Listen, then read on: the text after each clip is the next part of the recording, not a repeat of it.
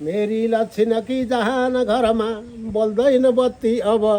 भित्ता माथि कपालको गुजमुजे पर्दैन छाया अब एउटा सत्य कथा म भन्छु दुईटा प्रेमी थिए सुन्दर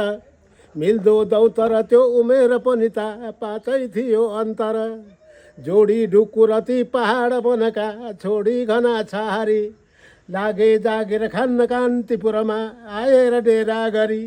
जोता हिल्टर रुन्ड मुन्ड कतिमा बाँधेर जो नाच्दथे नौलो प्यार बसेर कान्तिपुरका सन्ज्यालमा हाँस्दथे अहिलेको निठुरी असार महिना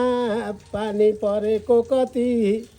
धर्कन्छन् जलधाराहरू यी जति नै थर्कन्छ छाती उति पन्छीका गुड भत्किएर रुखमा भिदो छ पानीमा